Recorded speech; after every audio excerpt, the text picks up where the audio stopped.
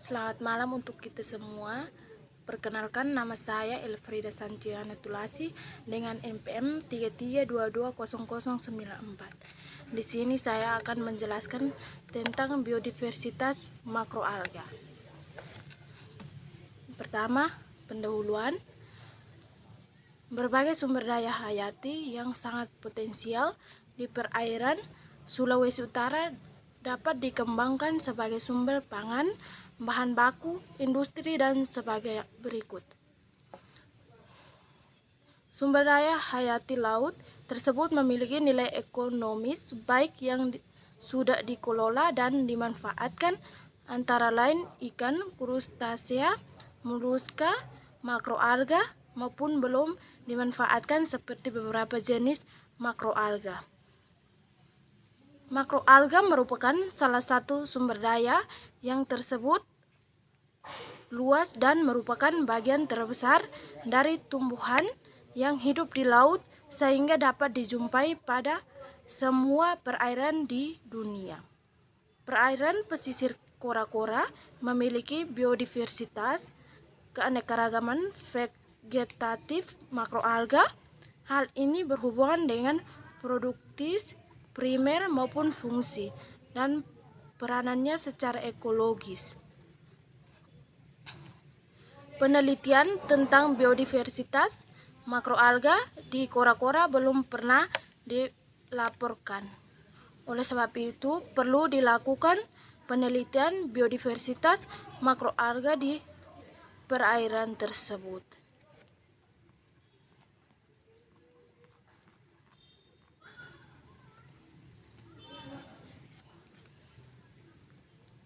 Yang berikut hasil dan pembahasan.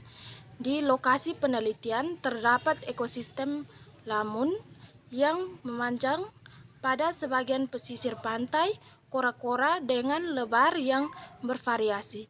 Di ekosistem lamun ditemukan beberapa spesies makroalga, terutama makroalga coklat dan hijau, sekitar 100 mili dari pesisir.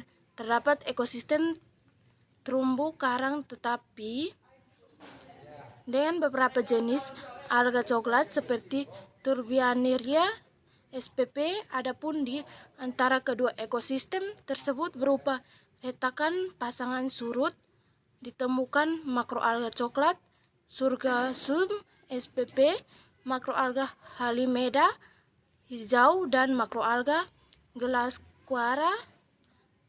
Jumlah total makroalga yang ditemukan sebagai 10 spesies. Yang pertama, Gelasquara obragata, Elis N. Soler, Lambroxis. Tolus tegak, rimbun, berbentuk rumpun, berwarna merah, merah muda, bentuk rumpun sultar yang besar. Makroalga merah ini hidup di daerah berbatu atau berpasir, karang mati dan cangkar karang pada perairan, dangkal di daerah terdedah terhadap gelombang yang cukup kuat hingga kuat. Yang kedua, Pendina Ostalis Hawk. Talus terbentuk kipas dengan segmen-segmen lemparan tipis. Tinggi talus 5-8 cm dengan lembar 3 cm. Berwarna coklat kekuningan dan terdiri atas cuping-cuping garis lengkung ganda atau concentric hair lines. Pengapuran terjadi di berbagai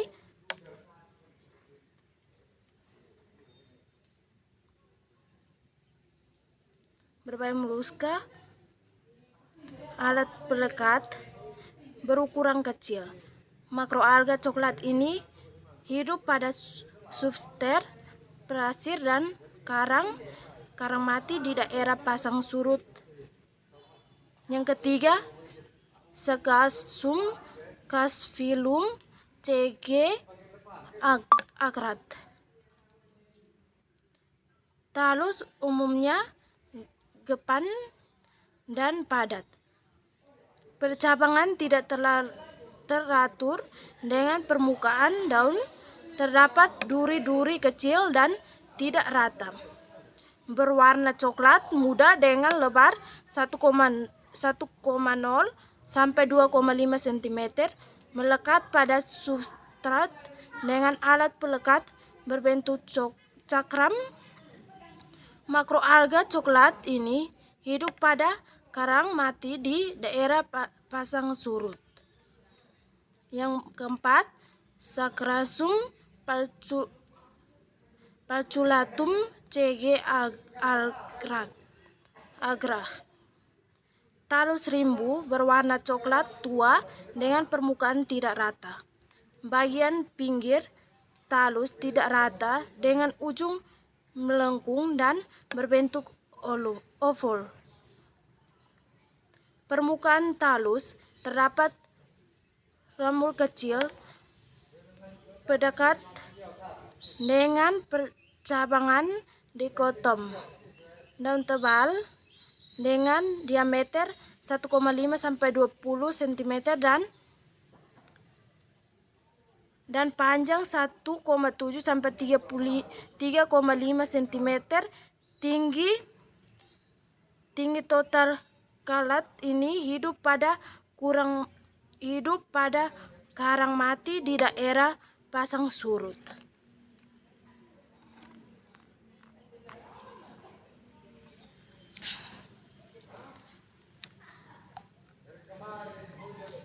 Yang kelima, Sargansum turbinarioides Grunau. Talus terbentuk gepang. Pada bagian ujung terdapat rumul pendek tidak teratur dan tajam.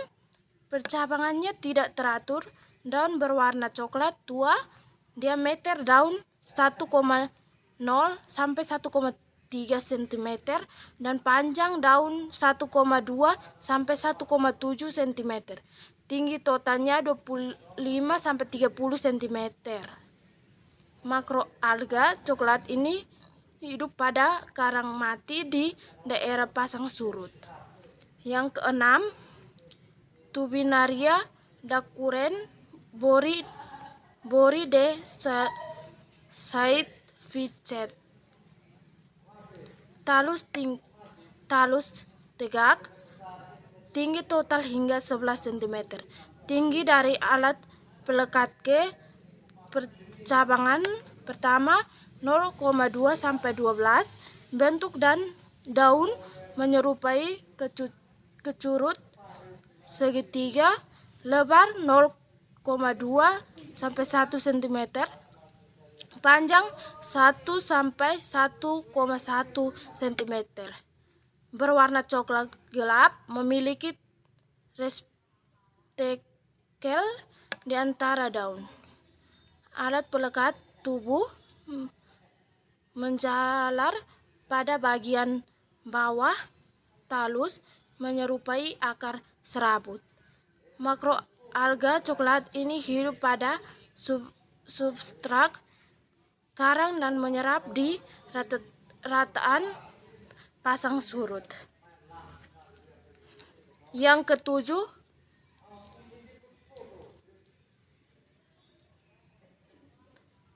Turbinaria omta. Talus tegak dengan tinggi total mencapai 20, sedangkan tinggi dari alat pelekat ke percabangan pertama 0 sampai 5,2 cm. Bentuk daun agak bulat, umumnya seperti corong dan dikelilingi oleh semacam duri yang tajam dengan letak tinggi beratur. Bagian tengah daun melengkung ke dalam. Lebar daun 0,5 sampai 2 cm. Mempunyai restakel yang melekat pada batang. Talus berwarna coklat gelap. Makroalga coklat ini hidup pada substrat karang. Yang kedelapan, Dispohydria caravenosa. Talus keras, kaku agak tebal, dan bentuk lebar dengan diameter 8 cm, memiliki alat pelekat pada permukaan bagian bawah talus. Makroalga hijau ini hidup pada patahan karang, batuan, atau pada kayu.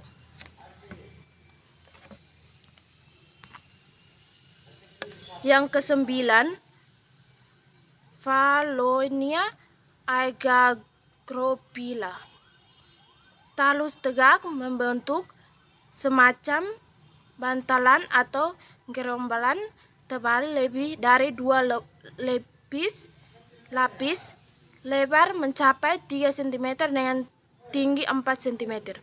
Talus tersebut atas vesikula yang terbentuk seperti balon, pendek dan agak memanjang. Panjang vasikula mencapai 0,5 cm dengan diameter 0,3 cm. Memiliki alat pelekat dengan percabangan tidak teratur dan vasikula. Selain melekat, makroalga hijau ini hidup pada karang batu, pada kolam-kolam kecil di daerah pasang surut. Yang ke-10, Halimeda cylindrica decalcone. Talus tegak berwarna hijau, terdiri dari segmen-segmen kecil, terbentuk silinder dan keras karena banyak mengandung zat kapur. Tinggi talus mencapai 15 cm dan membentuk cabang diatom dan tetratom.